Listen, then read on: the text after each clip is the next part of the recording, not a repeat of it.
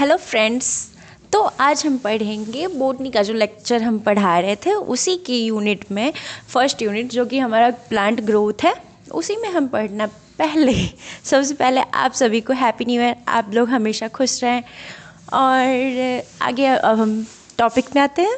BSc जो fifth semester का है वो लेक्चर थर्ड हम आज पढ़ रहे हैं। उसमें हमें कल हम पढ़ाए थे प्लांट हार्मोन्स के बारे में कि प्लांट हार्मोन्स क्या होते हैं और उनके कितने टाइप्स होते हैं। जैसे कि 4 टाइप्स होते हैं: ऑक्सिन, जिबरेलिन, साइटोकाइनेसिन और एब्सिसिक एसिड, ठीक है, और इथाइलिन। ठीक है, तो फर्स्ट हमें पढ़ना है ऑक्सिन के बारे में। ठीक है, ऑक्सिन होता क्या है? वो इलोंगेशन के लिए होता है। इलोंगेशन यानी कि बढ़ाने के काम में।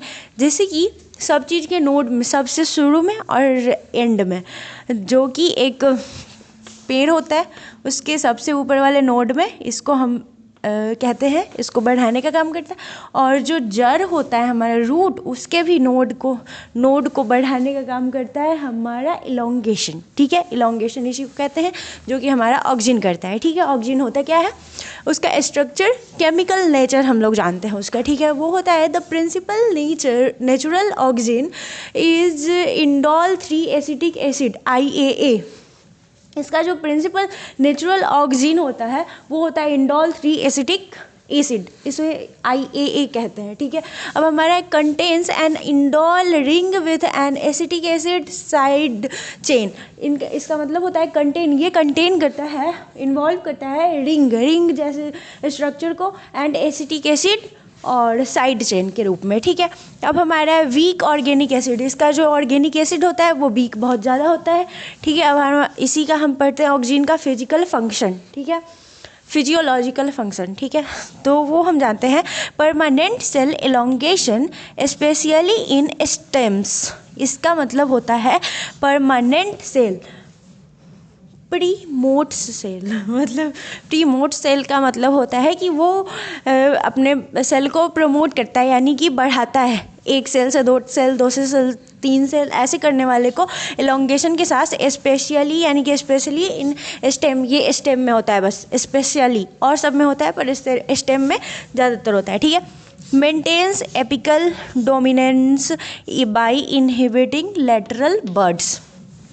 ये मेंटेन करता है apical dominance by inhibiting lateral birds. Lateral यानी कि ऐसे, और उसका बर्ड्स जो होता है नया आता है, छोटा ये जैसे हो गया, यहाँ पे एक डाल होता है, ये डाल होता है, और यहाँ से जो छोटा सा लीफ की तरह निकलता है, स्टेम की तरह एकदम ग्रीन सा छोटा, वही हमारा होता है इनहिबिटिंग लेटरल बर्ड्स। ठीक है, अब हमारा है controls phototropism growth towards light. ठीक है, control geotropism response to gravity.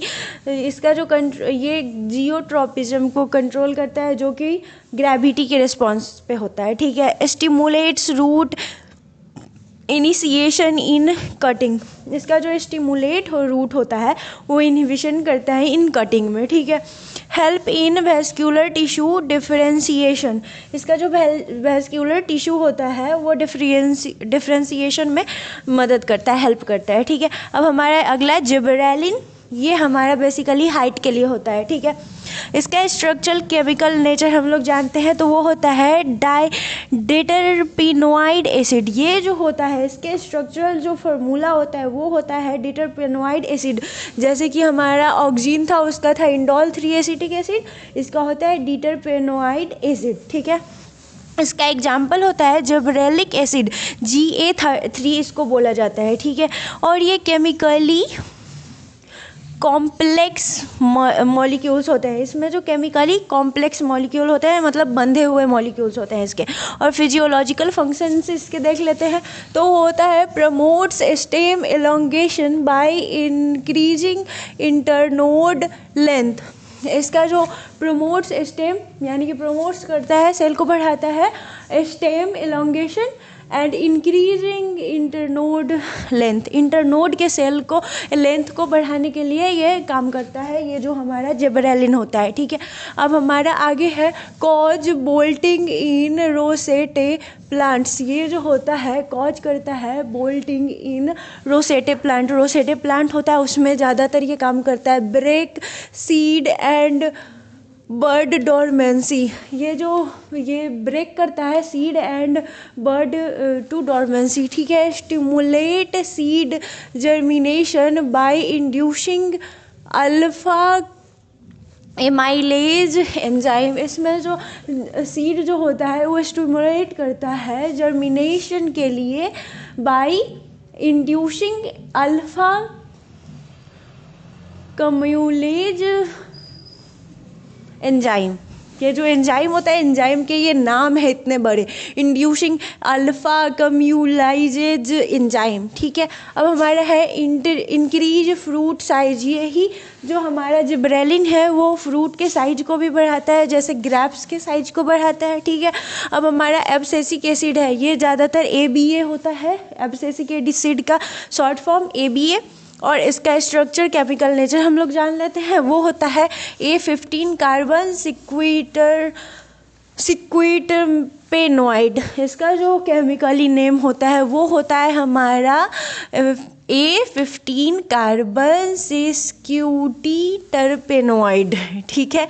ACD की नेचर, ये नेचर में एसिटिक होता है, acts as a growth inhibitor, इसका जो एक्ट होता है वो ग्रोथ इनहिबिटर होता है। फिजियोलॉजिकल फंक्शन इसका देख लेते हैं, तो वो होता है इनहिबिट्स प्लांट ग्रोथ, इनहिबिट करता है प्लांट ग्रोथ में, maintain seed dormancy, causes stomatal closure during water stress, ये जो स्टोमेटल क्लोजर और ओपनिंग और क्लोजर के काम होता है वो करते हैं।